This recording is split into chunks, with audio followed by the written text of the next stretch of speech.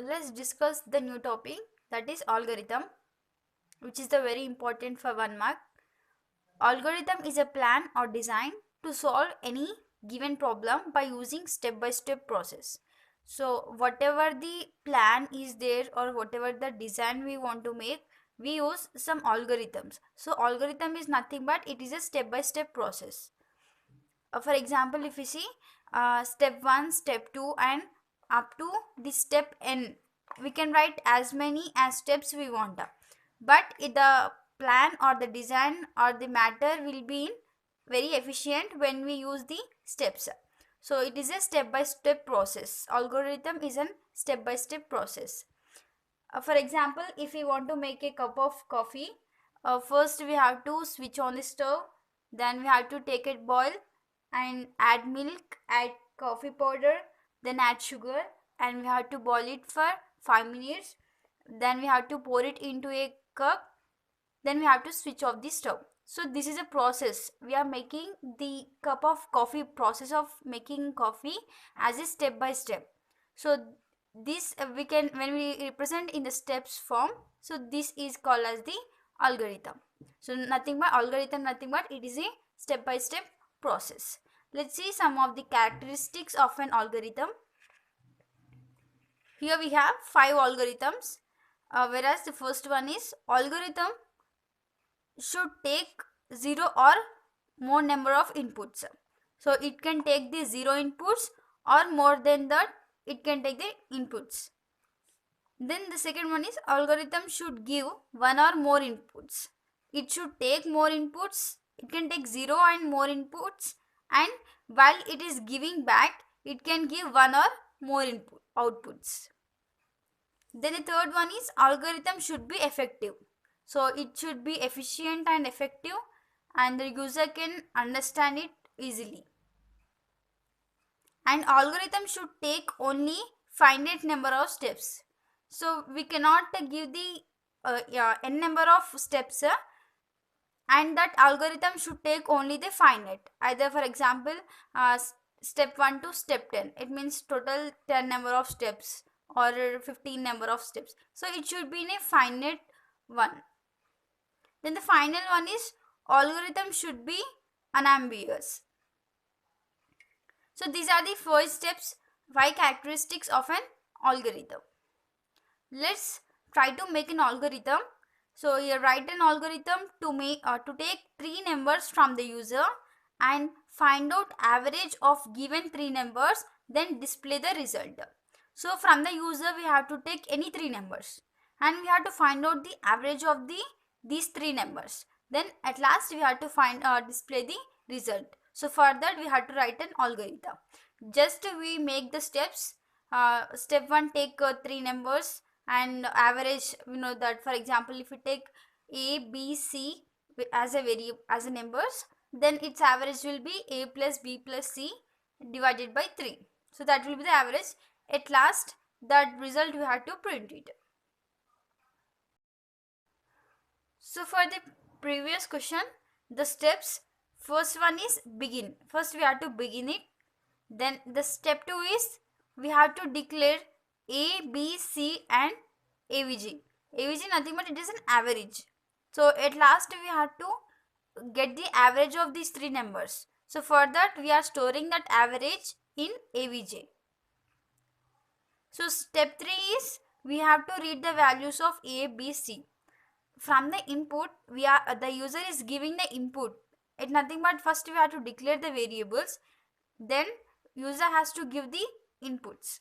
So for that we have to read these a, b, c variables. So step 3 is read a, b, c variables, and then step 4 is average, that is a plus b plus c divided by 3. So when we do the sum of these 3 numbers and divided by 3, we get the average value, and that average value will be stored in this new variable, that is avg. And then step 5 is write avg. Nothing but whatever the value is we got here, that will be stored in this, and we have to write it. Nothing but we have to print it. So this is the step 5. And step 6 is end up. So this process will be end. So this is the way of writing an algorithm. And let's see the another example. Write an algorithm to find out greatest number for given two numbers. Two numbers will be given, so we have to find out the greatest among those two numbers. So here the step 1 is the start. The algorithm has started. Then step 2, declare a comma b. So we are declaring two variables a and b. Then in step 3 we are reading those two numbers, that is a and b. So these values will be taken from the user. This is step 3. And in step 4, if a is greater than b, then write a is greater than b. So for example, if the value of given a value is greater than the b, then it prints or it writes a is greater than b. Else, nothing but if this statement is false. If this statement is false means it says a is less than b. If a is less than b, we can also say it as b is greater than a. So when this condition is false, then it goes to the else statement. So if a is greater than b, it prints a is greater than b. Else, nothing but if this case is not true. That means if a less than b or b greater than a. At that time it prints write b is greater than a. So this is a step 4. Then it's step 5. It stops. The algorithm gets stopped. So this is a way of writing an algorithm.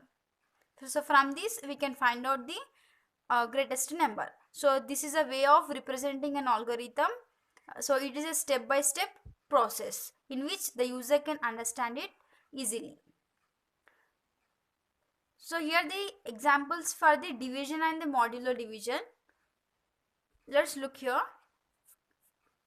First one is 9 divided by 3. So when 9 is divided by 3, we get the 3. And you may get confused that what is the difference between this division and the modulo division. In the division, we get the quotient. When we are doing the modulo division, we get the remainder. For example, when 9 divides 3, while doing division, we do it as